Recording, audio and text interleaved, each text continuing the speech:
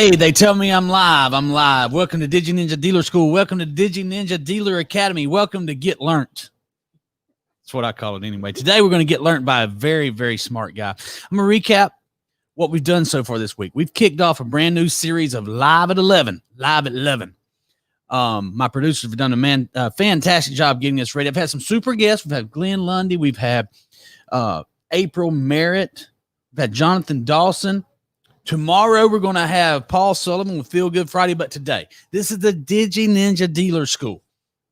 In order to have a DigiNinja Dealer School or a DigiNinja Dealer Academy, you got to have an expert. You got to have somebody that can advise dealers, talk to general managers, talk to sales managers from a position of authority, not because he's a bully, which he's big enough to be a bully, but because he is an expert and he knows how to turn a dealership from a good dealership to a great dealership. He knows how to take an underperforming store and make it an outperforming store. He's like the Steve Jobs of dealer advisors, kicking a dent in the car business. Caleb Wilson. Let's bring on Caleb Wilson. You're the best, man. You're the best. That's a great introduction. Hey, man, how's it going, brother? It's good, man. Thanks for having me on. Thanks for coming on here. You look sharp, man. I love that. Is that the new office? It's the new office, yeah. A little back for the show this morning. Man, you know, we've known each other for a long time. So for those of you who don't know you, or I'm sorry, for those people who don't know you, Caleb, let's tell them just a little bit about your background, the Reader's Digest condensed version, because then I want to jump right into you helping people, okay? But tell us, first of all, a little bit about your background. Sure. So car business from day one. Grandfather was a mechanic, dad mechanic, uncle, finance guy. And so car business was just, you grow up hearing I really think what's helped me a lot is hearing the complaints from the employee side to the dealership side, right? So, you're getting the grief stories. Why does the dealer do this? Why don't we do things in this way? It would make things so much better. But no one in a position of authority or a decision maker who could go out and change that. And so just a continual pattern of why do we do things this way? And then, from 19 till 3-4 years ago, I was in the dealership environment, so almost 20 years of inside the dealership. And before that, of course, cleaning the grease pits, washing the cars, a lot of the same story a lot of guys have that maybe grew up, whose father was a dealer. A lot of general managers now, are taking over their dad's dealership. So they kind of maybe had that same progression. Mine was just on the outside of it. So, married, and 5 children. So, the car business for me, the long hours, like Glenn Lundy said, a business that can kill you, it wasn't something I could stay in every day, even though I enjoyed it. So, we had to find a different way, a different path. And since I really care about helping people, this path has been really great because it's really allowed me to find people who really, people that want to listen, I guess, is the big deal. A lot of people call and ask for help. Not everyone listens and puts stuff in action. Some people just want to talk to somebody else. And while I would try to be a great therapist to some, if there's no action there and you don't make changes, then nothing's really ever going to change. So that's what I was hoping to do in these segments on Thursdays is bring in ideas that dealers could put in right away without any cost involved.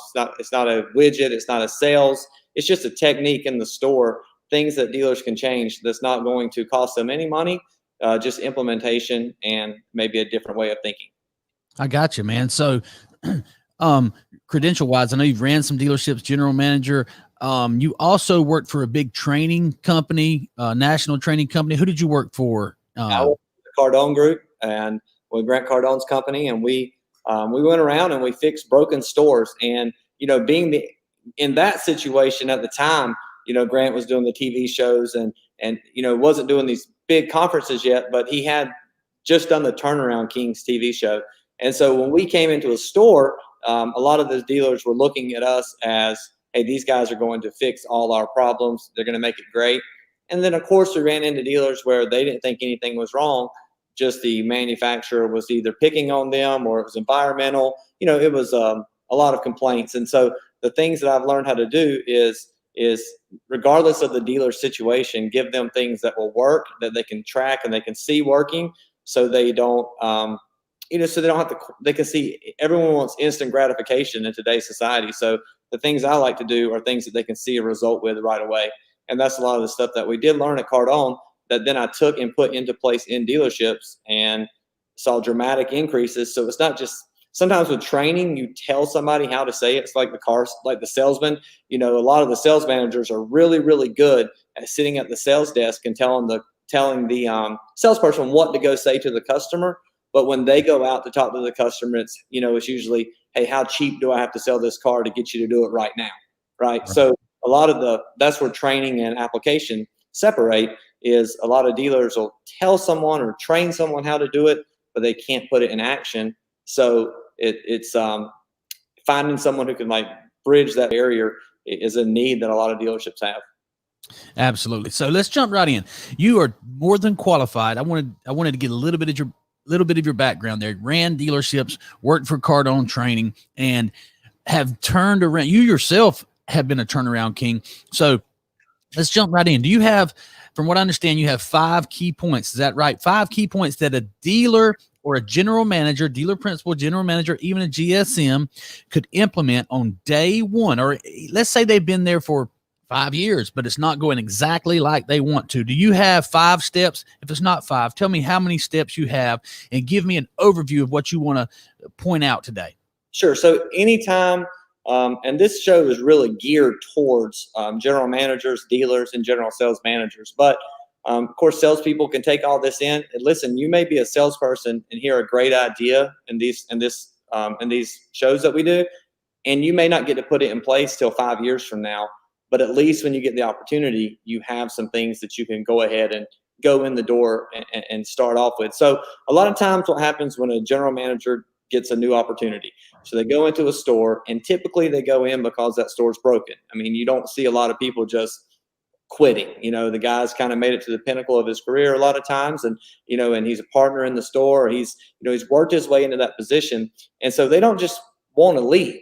So usually when a general manager comes in for an opportunity, it's a broken store, and you can fill a legal pad up with things to do that need to be changed. However, things aren't that simple. A lot of people say, well, we'll just change it.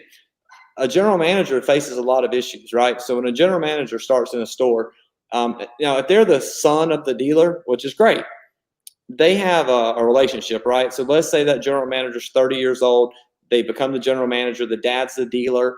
They're not ever going to, it could happen, right? But dad's not going to exile that child a lot of times. They've got a little more pull. They can get creative. They can have some ideas that are going to be more well receptive. But, and so those stores, that's why those stores seem to really go well. It's because some of the barriers are already naturally broken down. But when a new guy comes into a store, he's got to deal with the dealer, building trust. I mean, that he was probably referred from someone. He went through an interview process, but it's usually, hire the guy and see if he can do what he said he can do. Because at this point or at that stage, a lot of guys know what to say in an interview. So, and then you got to deal with the office, right? You've got the comptroller, or maybe you have the, this head of accounting for these groups. And then a lot of the dealer groups now, you've got, like council set up to advise on advertising, to what you can and can't do, what you can and can't say. So it's not a dictatorship anymore where a GM can come in and say, we're doing everything just like this. This is how it is. It's my store. Now there's a lot of politics he has to work through. And so today I just grabbed 5 ideas that we can use to put in place. And they will also, if these are like day one steps, if a GM put these things in on day one, he could find out right then where his challenges were going to be at. So he would know right away, these are the departments I'm going to have problems with. And these are the relationships I'm going to have to work through. And so that's why I just chose these 5, because if the guy goes in and puts these in on day one, it'll kind of let him know where he stands across the dealership. Okay. So I wrote a book called The Art of Text Message Selling, and rule number 1 is make a big offer. So this sounds like a big offer to me. You say on day 1, you can implement this. Day 1, step 1, it's going to make a difference. What's the first step that I can implement to change and turn this thing around? This is a big step, but to me, this is the most important step in a sales driven business. And that's get rid of the months completely. So you said big offer, no months in the dealership, only weeks, right? So we don't focus on the months. I've always focused on the months in the car business. Get rid of the months. And here's why. You want to have 52 weeks. Okay. A financial statement is just a way of keeping score at the end of the month, right? But if you want to see real success and real driven results, you got to get rid of the month, because here's what happens. Every month, this is what happens. The month starts, everyone just pushed really hard to close the month out. So the first couple of days of the month are soft. Everyone's trying to do a couple things: close deals, get steps in, get deals finalized, get their commissions figured out. And then we wait to get paid. And then we get paid on the 10th or the 15th. And then we spend the money. And then 60% of the volume of the store is done between the 19th and the 31st of the month, every month, right? Right. And so getting rid of months and taking months and months sales goals out of everything, you get rid of all that and you become only week driven. So all sales pay plans are set up based on the week. All manager bonuses are set up on the week. Everything that is pay related is week task oriented. So if you set up sales goals at the beginning of the month and you have a salesman and he needs to sell 12 cars, 15 cars, a lot of times he gets halfway through the month and he's not near his goal and he gives up. And he just says, I'm not going to hit my goal. And it's depressing. And he's basically, he has to recover at the next month.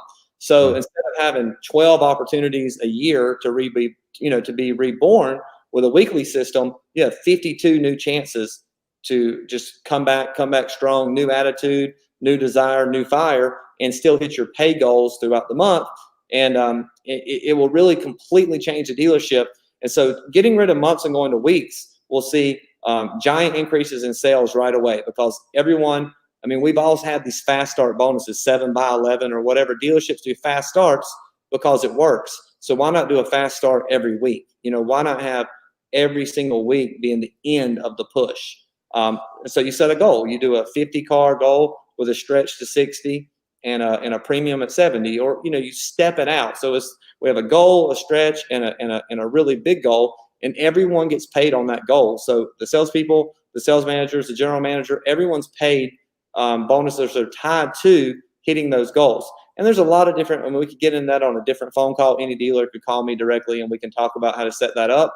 But for sake of time, it's just getting rid of the months, going to weeks, and paying out weekly. Ends on Saturday. That's the end of the week, and that money paid out, in a bonus format weekly. So that way, these guys are stayed focused. And so you say, okay, well, what's the downside? Well, it's the office. The office is the downside. You're going to find out real quick that if you have a monthly payroll cycle or a weekly draw payroll cycle or a bi-weekly payroll cycle, you're going to find out right then that they're not going to want to make changes, right? But here's the thing. How much money is that costing the owner of the dealership because someone in the office doesn't want to change their process? Does that make sense? It makes sense to me totally. I get you 100%. So the first thing I would tell any dealer to do is look at your monthly goals, look at all the sales goals you plan for your people, divide it by 4.33 or whatever, and start everyone on a weekly goal. The dealership goals are weekly. We get rid of all verbiage about we need to sell 200 cars this month. It's we have to sell 50 cars this week. Nothing is month oriented. I love it, Caleb, and I'm actually having an awareness right here of something that I think I figured out why something is working so well with something we do every week. A couple years ago when you and I started doing business together, I had this product, these Facebook events that I was doing for, several dealers. And I know you were been advising dealers for a long time. And I said, hey man, we need to implement this. And after you researched it and we put it into one of your products, and now we've taken it to thousands of dealers across the country. we've never talked about this, but 99% of our events are 7-day events. We start them on Sunday, we end them on Saturday, and there's a huge push to sell as many cars we can this week. And our most successful dealers who are doing it every single week. That makes perfect sense, but I've never even thought about the fact that it's because of the weekly push. It's because we don't get to talk that much. We're too busy working. So, but no, that's exactly what the program does. And that's why I like it is I can take a dealer who's having I can get him to go heavy at the beginning of the month with a Facebook program with you guys, and we can run that. And that dealer has a big push that first week and gets him on track and gets him out of that funk and gets everybody moving. So that's definitely, it kind of mirrors what we do. Absolutely. So, okay. And I'm having an epiphany. I'm sorry. I know we got to get to step 2 and through 5, but my big claim to dealers is, hey, Mr. Dealer, how would you like to do a month's worth of business in 7 days? So if your dealer had that attitude 52 weeks out of the year, which some of ours do, they're like, hey, we're going to do a month's worth of business this week only. We're going to do this week only. And those guys are crushing it, Caleb. The big offer. So let's talk to these dealers and say, Mr. Dealer, forget about the months. Let's focus on 7 days. And while you're at it, have some big goals for 7 days and do it 52 times a year. Right. And that really shakes up a store too, because that gives, that when you start a store, like when you first take over, you're not waiting a month to 45 days to put money in someone's hand. Right. So like when you come in, everyone doesn't know if this guy knows what he's talking about. They've already been through these guys. They've seen general managers, sales managers come and go. But if the guy can show up and really put something in their hand after week 1, everyone's bought in. Because keep in mind, week 1, 2, 3, 4, when you start a store, you're going to be doing some heavy changes, right? So you're going to be changing things people don't like. Schedules may change. Pay plans are going to change. Things are going to change. Otherwise, there's no reason to bring you in the store. Mm-hmm. And the only thing that softens change and makes people feel more comfortable is if they see the result of it being positive. And so when you can get them after week 1, you can go ahead and start letting people know they hit their goals and start paying them. It helps you get that buy-in and helps you achieve your goals at the store level, a lot faster. Absolutely. So step 1, get rid of the months. I'm 100% behind you. I'm bought in. Dealers, you need to be listening. Get rid of the months. Focus on weeks. Caleb, what's step 2? What's the next thing I can do once I get everybody on board that we're focusing on 7 days? Okay, so number 2 thing I like to do on day 1 is every service lane you pull into right now, Billy, across the nation, every service lane, you're greeted by a service advisor whose name tag lists them as an ASM, Assistant Service Manager. Why do you think that is? Why do you think they want you to deal with a manager right from the gate? Well, from a consumer standpoint, I would think I want to be dealing with somebody who's a manager, who has some authority, that can make some decisions, that can help me, that knows what they're talking about. Right. So why do we call salespeople, sales associates, product specialists? Why don't we call them assistant sales managers? That I can't answer that because I've always called my people sales managers. So I'm not sure what the psychology is, but that makes sense. So day 2 day 1 change, get rid of salespeople. Everyone's an assistant sales manager. And a couple reasons for this. Number 1, they like it. All right. A lot of those guys, that's the highest level of management they're going to make it to, right? So we make an ASM from day 1, assistant sales manager. Number 2, recruiting. Everyone in your town is going to hear about how you no longer have salespeople. Everyone's an assistant manager that has the ability to make a decision and carry it across, from start to finish. Mm-hmm.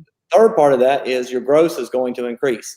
When a customer is greeted by a salesperson now, the customer wants to get a manager involved because they feel like they're going to get a discount or a better deal if they push past a lot of Karens out there, right? So you got to have, everyone wants to see the manager. And so it gets rid of that. Hey, my name's Caleb Wilson. Welcome to so-and-so Motors. What can I get you information on today? By the way, I am an assistant manager here. So I have full autonomy to make decisions including discounts, trade appraisals. I'm your guy. You're not going to have to talk to 15 people here to get a great deal. And that gives that salesman a level of confidence, and you see, like, confidence is a big thing, right? If you got a guy who's maybe real overweight, he gets on a diet program, he starts working out, he starts, lifting weights and feeling good about himself. It's amazing how much more confident he is talking to people because Absolutely. this is up.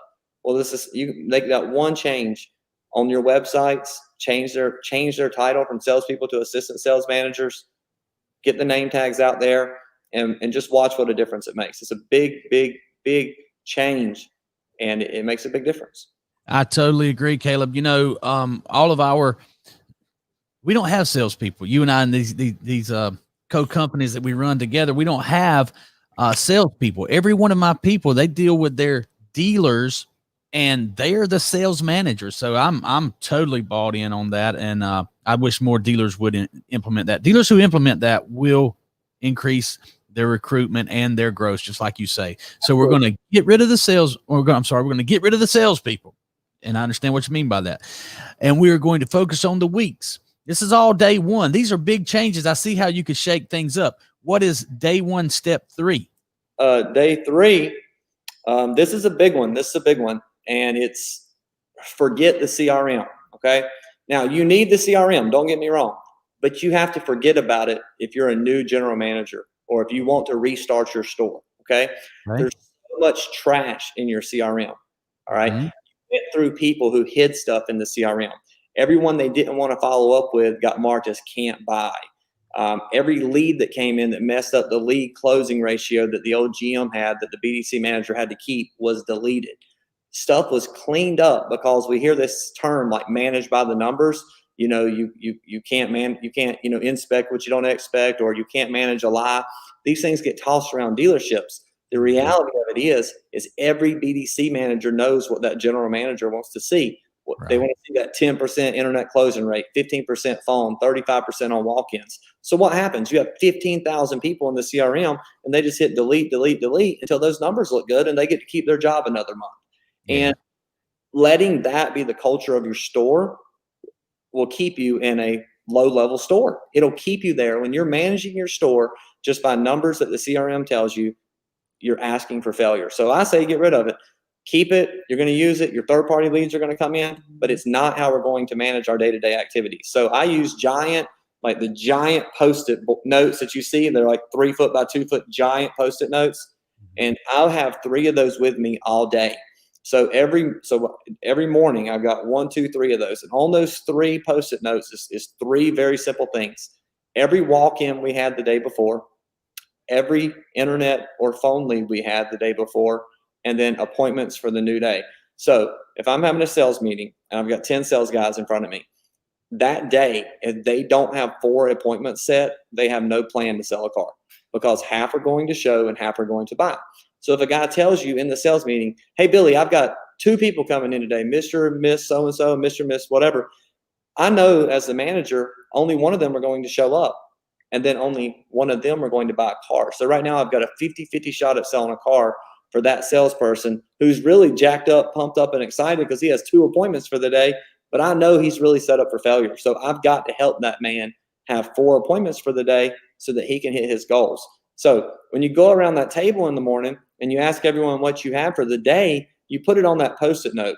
If they have less than 4, then you better have a one-on-one going on right away and having a sales manager help that guy get his appointments in for the day. And that's why we always say appointments solve everything, because they do, and so we have to get those appointments on that piece of paper. And then I have same thing. Every internet lead is logged with an action beside it, every phone and every walk-in. And we go through that. It takes about 20 minutes to go through that. And I want to know everything that happened with that customer. So when we go through the walk-in list from the day before, we had 10 walk-ins. We sold 4 cars. We have 6 people that didn't buy. I need to know everything about those 6 people, because we got them to the dealership and we worked a car deal. So I have to know everything going on with those 6 people, and I have to know about it 3 times a day. So I take my 3 big Post-it notes, 10 o'clock, 2 o'clock, and 4 o'clock. I bring every person in the sales department up to my sales tower, and I go over every one of those leads to the point where everyone knows every customer on that list every single day. And then the next day I carry over the names. I keep carrying it over until my entire sales desk and every salesperson knows about every lead we're working. And that can't happen in your CRM because all the salesman sees in the CRM is maybe the 1 or 2 people they're working. So it's putting it out in front of everyone. Plus, as a GM, you find out real quick if your sales managers are going to do what you ask them to do. You're going to find out, are they going to be disciplined enough to have those meetings at 10, 2, and 4? If someone hasn't done their workload and did their follow-up, are they going to make them stay till 8 and not let them leave at 5? That's why we have it at 4. So it's about creating daily discipline, using giant Post-it notes, getting rid of the CRM, and keeping the most important thing, which is the customer, right in front of everyone, and they can't hide from it. They can't get away from it. Now, it takes discipline to keep up, but if you walk into some of the stores that I've consulted with, you'll see walls of giant Post-it notes. And then you go look at their year-over-year performance or their month-over-month increases, and you'll see a giant increase in that as well. And it's not coincidental. It's because we did the work and we didn't let things get hidden in the CRM.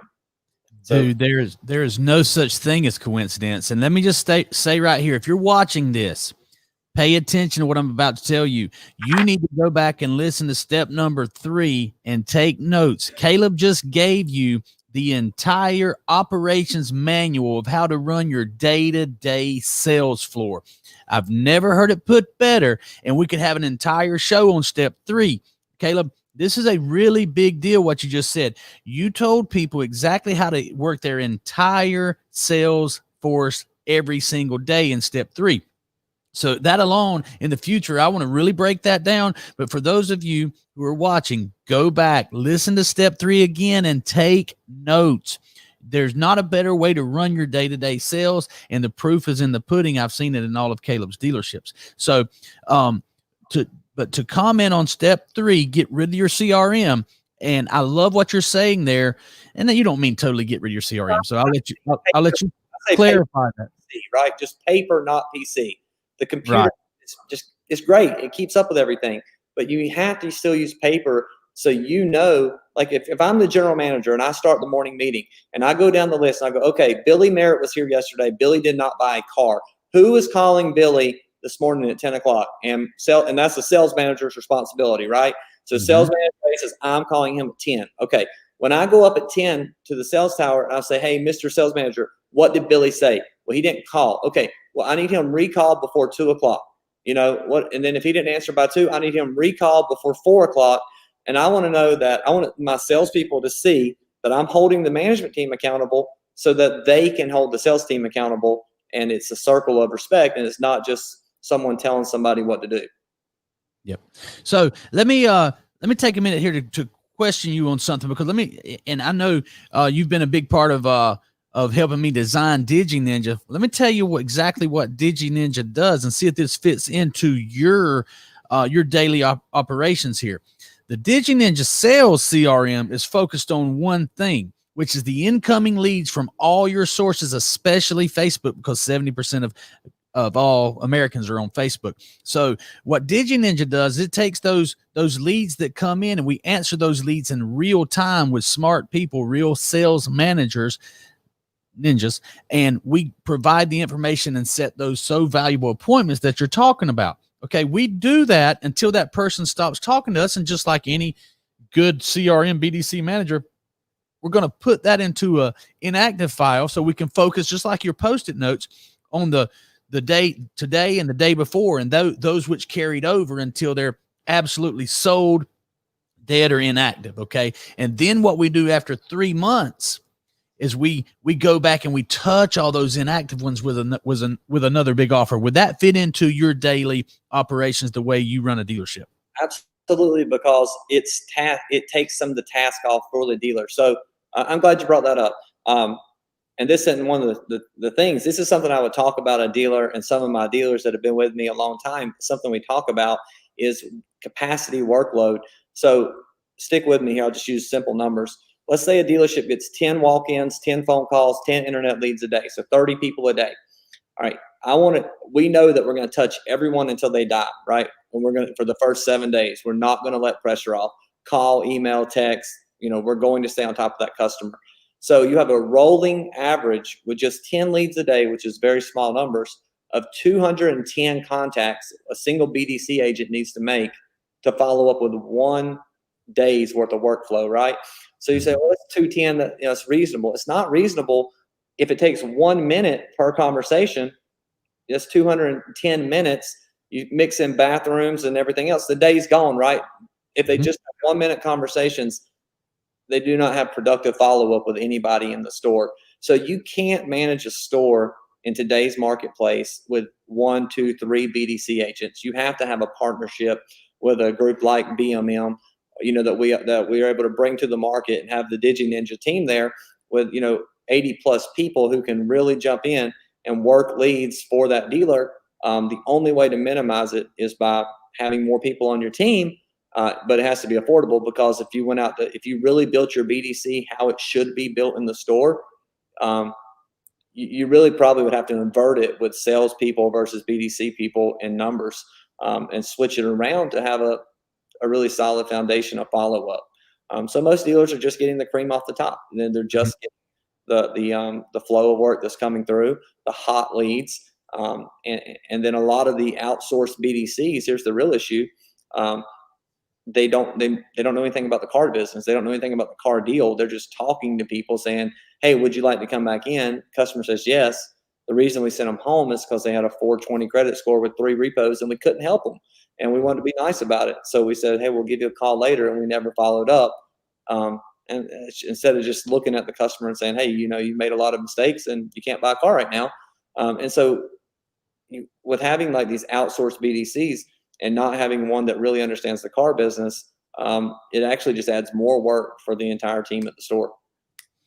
I agree. And I think that the dealership of the future, and I think we've proven it with just take this week, we're, I think 51 and 52 events that we're working, 52 different dealerships have us handling their leads this week. And I think the dealership of the future looks like the entire dealership is a BDC department, and then, or an internet department, if you will, because we're mainly handling those hot incoming leads. And then you just basically have managers, your deals put together by the time they get to their appointment. You have managers going out and closing those deals. And that's my opinion. And I want your comment on that, but also what I hear you saying is the workload of all the BDC agents, when you're trying to do so many follow-ups that don't matter. We need to be focusing on those meaningful conversations, the ones that we can actually get something done. Because if you make 100 phone calls to people who aren't answering the phone or haven't talked to you in 90 days, that's not very good time well spent. No, it's a waste. And so to that point, pre-iPhone, so 10 years ago, if someone texts you, you would tell them, and you start having a conversation, you would say, what? Call me, right? Because you put text on those machines. Now, when someone calls you and you don't, what do? You send them a message, say, text. Too busy, right? Yeah, people are so busy in today's world. They're like, text me. Conversation yesterday with a client. I said, hey, are you going to be there at 3:00? And he said, I am, but don't call me, text me because I'm busy. I said, no problem. People don't want to communicate on the phone. They want to be text. They want to communicate without social interaction because it's been removed so much, especially even now. So when people are less going out, so text is critical. And like the DigiNinja tool, which I do know a good bit about now, being able to mass text, mass communicate, and find the hottest opportunities without dialing 100 phone numbers, it's going to give a dealer a big advantage over the competition for sure. Awesome. Okay, so we've gotten rid of the months. We're not focused on months. We've gotten rid of the salespeople. If you don't know what I'm talking about, go back to listen to step 2. And we've gotten rid of the CRM, or at least the way we've been using it for so long. That's the 3 steps we've done so far. On day 1, what's the 4th thing that I can implement today that's going to make a difference? This could make the single biggest difference, and that's pay commissions by the 2nd of the month. And once again, this is your struggle with the office, right? So typical dealership, what happens? You push for month close, you close the month, you spend 3-4 days getting all the deals posted on the dock, know where the money is, getting the steps in house, getting the deals funded, and then waiting till the 10th or the 15th to pay your salespeople. Okay. And that goes right up to getting rid of months and going to weeks only. Pay people They've earned the money. Here's what happens. Dealers don't want to do payroll early because they might pay a salesperson on a deal that didn't happen. The deal fell apart, the deal unwound. But the commission is on average less than $400. Average sales commission less than $400. Why would we let's say it's 5 deals. Why would we let $2,000 hold up 2 weeks of work? It makes no sense, but it's always been done that way. We pay by the 10th. We pay by the 10th. We pay by the 10th. Well, let me tell you something.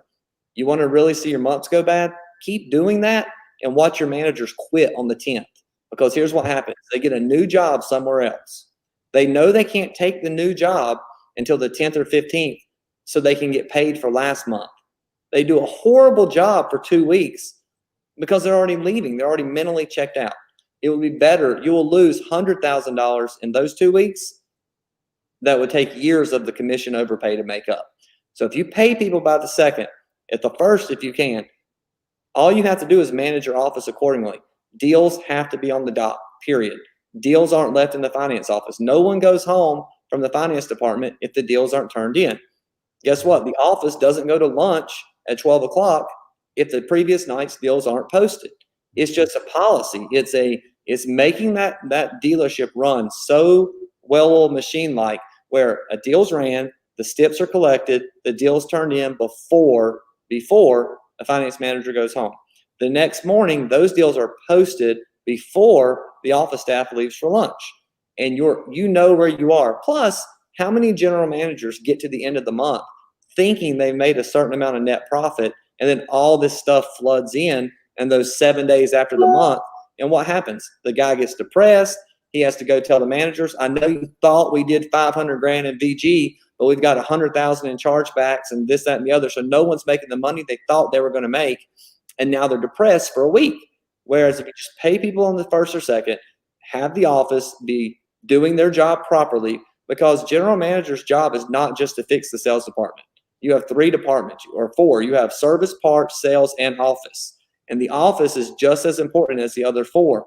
It has to be keeping up with the store, because if you follow what we do, if you listen to these shows over the next couple weeks or months and you do these things, you're going to see a sales increase. So now you're taking an hourly paid office manager who maybe makes $20 an hour, and she's used to posting 50 deals a week, and now she's posting 70. You've just really increased her workload, but her pay didn't change any. She's still the same hourly employee. So you may have to look at that and put bonuses up for posted deals. Spiffs work for everybody. As long as your compensation's in line, who cares, right? So just because you've never spiffed a title clerk before doesn't mean it's a bad idea. And you've got to get all those deals posted. But if everything's posted, all the deals are turned in, and you do your job the right way and you manage the store, there's no reason you can't pay commissions by the second. And I'm not just telling you that from this chair.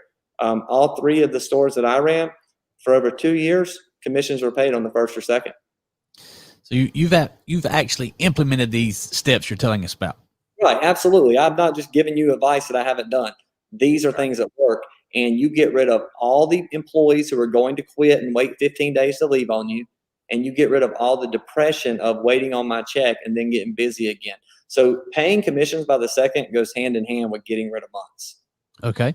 All right. So I hear some negativity. I hear some doubt from some dealers and some sales managers, general managers coming in. Man, this is a lot of work. This is going to negatively affect my cash flow. That's why we wait to the 10th, things like that. But I'm saying that Caleb just said that your sales are going to increase and your profit and productivity are going to increase. So cash flow is not going to be a problem. Cash flow is a problem for people who don't have enough coming in, right? Oh. I mean, that's cash flow. If you're worried about cash flow, you've got a lot bigger problems than paying commissions, right?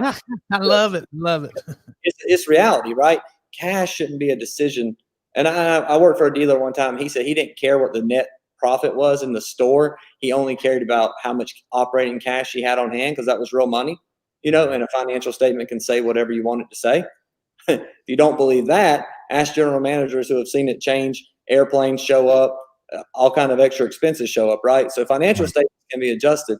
But if cash flow is your concern, you're not doing enough business. You got to bring in more, bring in more, bring in more. And you can do that by getting rid of the months, getting rid of your CRM and focusing on what's on that paper every day, and getting those people paid so that they're positive. Because this isn't a topic, but we've got time, I think. Yeah, we've got time. I'll just talk about this for a minute. There's a giant disconnect in ownership, general manager relationship, and the sales team at the store. And that relationship is something that if you wrote the book, The Art of Text Message Selling, if I wrote a book, it would be on that relationship. And here's why. I've been in so many meetings where the ownership group told me it's you and me versus them, right? And then it's you and me versus them. And then the sales team, it's me and them versus the owner, right? And if you don't think that's happening in your store, you're just disconnected, guys. That is happening. We don't see it, right? So like I was saying before, a general manager works really hard. Most of the time, he started sales, finance, sales desk, years and years of dedication to get to the position of general manager, which is, I think, is probably the highest pay. I don't have any facts on this, but what job can you do, like Glenn Lundy said, with no down payment, no education, no college, and you're making $500,000 a year? I mean, what else can you do to do that? And so that general manager position in a high performing store is a very high pay position. And that guy don't want to lose that job. He wants to be bonded to that dealer. But he also has this breakdown with these salespeople who maybe the dealer don't understand anymore, because separations and social separations in society happen, right? And so these salespeople are going through a lot of different things. A lot of them, if you go back to being a salesperson, I'll talk about this for a minute. When I was selling cars, I started selling cars. I'd done plumbing when I first got out of high school. My uncle was in the car business. I said, "Can I try this, please?" He said, "You probably won't be any good at it because you're not great at talking to people, but I'll give you a shot." So I go to the dealership. I get all these pamphlets on Honda. I come home. I'm sitting in my house. I've got them all over the floor. And my mother-in-law comes in and cusses me out, tells me she's not paying my bills. She's not paying my house payment. Car sales is a joke. And now she lives on my property now. But the point is she told me how worthless of a job it was, right? And everybody told me how worthless of a job it was. Well, then I went to the store and I had two things. We got paid $250 salary a week, and we got $100 per car we sold. I didn't know it was a ripoff. I mean, I thought it was great, right? So in my mind, I had to sell 2 cars a week, or the next week I had to go back to the plumbing company because I had to make $450 a week to pay my bills, right? And so I had to sell 2 cars a week. So when I first started, there was plenty of days that I was sitting outside. This is before the internet, and this is before, you just had TV and radio, and this dealer couldn't afford either. So we just had drive-in traffic. And you may sit outside all day, 7 hours sitting outside, get up to go use the bathroom, and that's when the one customer came in, right? And so you would go through this grind, this mental fight. We had no training. We had no real encouragement. We just had people allowed to do whatever they wanted to do. And it was this mental fight of, man, if I don't sell another car, I have to go find another job. I could not have been the only person going through that. I think it's happening in every store. And I think there's a big disconnect between what the ownership and the general manager level people understand versus the salespeople. So how do we help them? How do we fix it? How do we solve it? Who knows better than how to sell a car than the general manager, right? So if the general manager isn't heavily involved in the sales floor, teaching salespeople how to get appointments, teaching them how to get customers to show up, helping them close the deal. Why send a salesman back and forth 5 times when you can go in and close it on the first pencil? Why are we doing that stuff? And those are things that we can fix from just a care level, a careness about people level in the dealership, to make all our people really great at what they do and really deserve that ASM title, that assistant sales manager title, versus just a car salesman who they don't have a lot of confidence in themselves sometimes. And we can fix that if we just show everybody in the store that we believe in them from the general manager level. Mm-hmm. And if we can just get the dealer to understand that, hey, this is how we operate. This is my culture. This is the culture I build in a store. And it may not be like anything you've ever done before, but you hire me to do the job. So you got to let me do it my way, or find somebody else. Because for the guy who's willing to go in and make big changes and make a store really work, that guy needs to be working with a dealer or dealer group that's going to let him put his talents on full display. Yeah, you got to trust that general manager. So the worst thing you could do is pay somebody $500,000 a year and then tell him what to do, right? Makes no sense, but they do it, man. They do it all the time. I talk to dealers and they're like, Caleb, or general managers are like, man, my dealer will never go for that. And I'm like, but he's telling you to fix the store, so why won't he go for it? What? And he's like, he just won't go for it. He's old. He's done it the same way forever. So, Yeah. I mean, what's the guy do? I mean, he either gets in a fight with the guy, and that's why I think there's a big opportunity for like communication there between dealer groups and management teams to really get rid of the stuff that nobody will say. There's a lot of stuff that people want to say they won't say. Right. All right. So we've got rid of the months. We've got rid of the salespeople, so to speak. We've got rid of the CRM, so to speak, and we're paying the people by the second. I love that. Step 5, what are we going to do to change? We made some huge changes. Can we actually implement all 4 of these at the same time? And then what is step 5? Step 5, you can implement right now. No excuses. Okay. Step 5 is simple. Step 5 is a manager exit interview before anyone leaves the store. So we all agree, there's no one that's been in the sales business that disagrees that EMI is important, right? Early management intervention. That's happening up front. That's why I want my salespeople to be ASMs, so that when I don't have managers present because I'm so busy, I did a buyback Billy event and I've got 100 appointments here in 3 days. There's no way my one floor manager can do every TO up front, right? So I've got my ASMs out there. They're handling the early management intervention by being an early manager. And then because the customer doesn't know there's no salespeople inside, they think they're dealing with an ASM, right? They don't know. They don't know that they're all ASMs. They just think they got a manager up front. So that's great. They're happy. They're excited. They've got a manager. All right. So I got my EMI out of the way, but exit interviews is something that can be put in right now. And an exit interview is simply a TO form with actual closing techniques on it. So it would be something like this. I don't have one in front of me, but it would be something like the salesman comes up to the sales desk and says, hey, they want to leave. They want to walk. And the sales manager, instead of going out there and sitting down and going, hey, guys, thanks for coming in. I know you drove the car. You like the car. Is there anything I could do to earn your business today? And then we just chop gross, right? We chop and try to give a car away. They do that because they're untrained and don't really know what to say. A lot of sales managers are sales managers by default of they were the salesman that was there the longest, right? Or they were the buddy of the general manager and they got brought over. So I make a form up and it has simple questions. Did you get to drive the vehicle, right? Yes or no? Did you what features did you like best about the vehicle?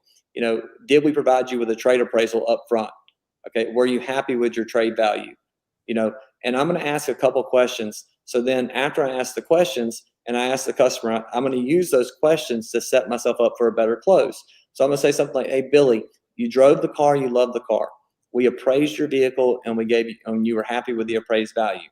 We went over, we gave you payment options on the car and you said they were pretty good.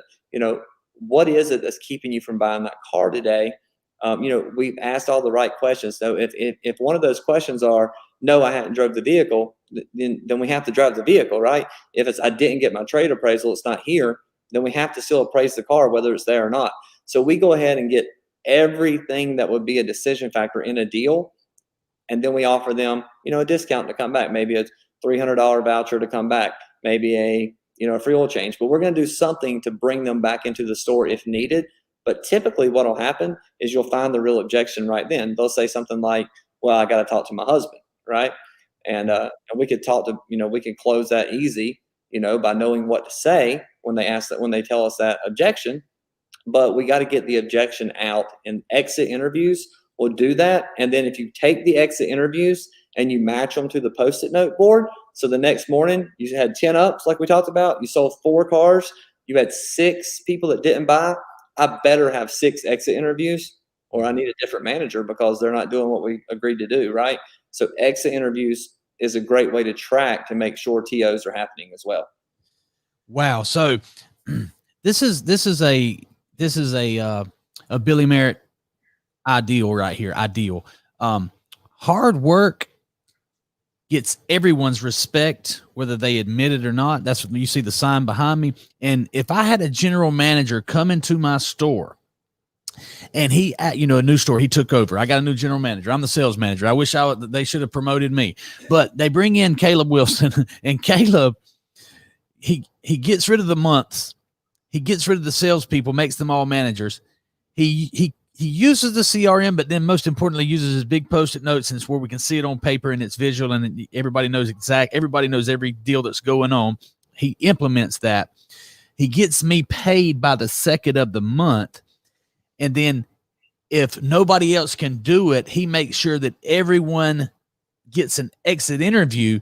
I see immediately how my profits can go up. And I know without a doubt, I now have a hard-working general manager. That's going to make a huge difference because you got to work hard. If you want to make the big bucks, these are hard steps. Well, they're simple, but it's going to be a lot of work. You got to be willing to work hard. But if you got a general manager that's willing to implement this, I predict the morale is going to go up. Your culture is going to be great. You're going to make more money, and you're going to be a force to reckon with in the market. Absolutely. And you can't wait to make these changes because general managers, your best chance of getting big changes done is at the very beginning of right when you start, because the owner's not going to say, hey, Caleb, I don't really want to do any of those changes. I just want you to do it the way we've been doing it. He's not going to tell you that on day one. He just hired you. That would be ignorant to not take some of your ideas and put them in place. So your best chance to make the biggest impact changes are at the beginning of starting. Now, if you've been in a store for a long time and you just watch this and you like some of the ideas, then you have even more reason and ability to put those in place because you already have that relationship of trust with you and your dealer. And if you're a dealer watching this and you run the store yourself, then maybe try some of these changes. And I promise you this: if you do the Post-it notes and you manage it at 10, 2, and 4, if you make sure you have an exit interview for every customer that didn't buy a car, and you go ahead and get rid of the month and you pay by the week and you get your managers paid on the second of the month, and you do all the things we talked about, you're going to see not just a little increase, a giant increase in not just sales, but also in morale in your dealership. You're going to see people excited because instead of getting to be salesman of the month once a month or hit their sales bonus once a month, every week they're getting a chance to be a superstar. And you'll have that guy who maybe is never, ever going to be salesman of the month, but he has that 5-car week, and that guy gets on an extreme high, and that 10-car guy might become a 20-car guy just because he just proved to himself that he can do it again. Man, I tell you what, these 5 steps are huge, and we could do a show on all 5 of these steps. We're at the end of our time. So Caleb, I just want to tell you, I greatly appreciate you taking the time and the commitment to do this. I'm not paying you to do this. We're doing this to help people. You're doing this because you want to improve even more dealerships and salespeople. If you're watching this, those of you who are salespeople, you need to go back and start this from the beginning and take notes. There's so many things in here. Caleb just told us that you will see a giant increase in sales, and that turns into in your paycheck.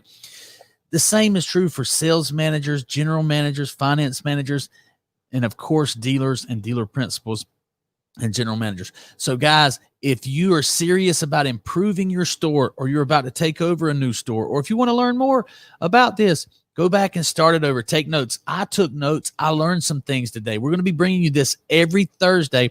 Caleb is an expert in the field. He's helped thousands of dealers.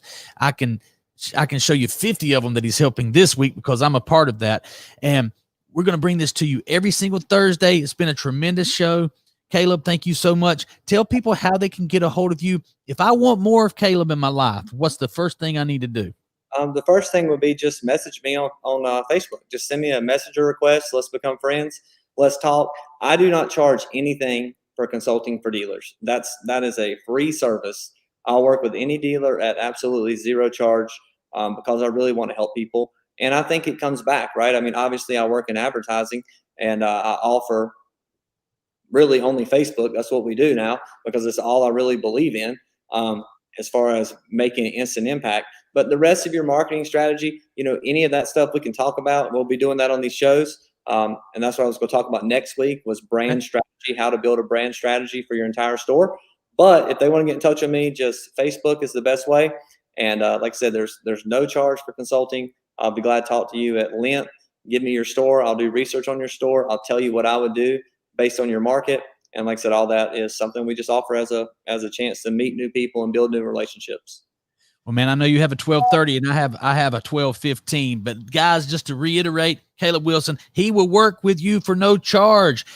Brand strategy next Thursday, dude. This is amazing stuff. I'm having a ball. I'm so thankful for you guys who are watching. Thankful for you for being on here, Caleb. And tomorrow's show, we're going to bring you the Fun Friday, Paul Sullivan. Feel Good Friday, Paul Sullivan. Caleb, thanks again, brother. We'll see you soon. All right, thank you, man.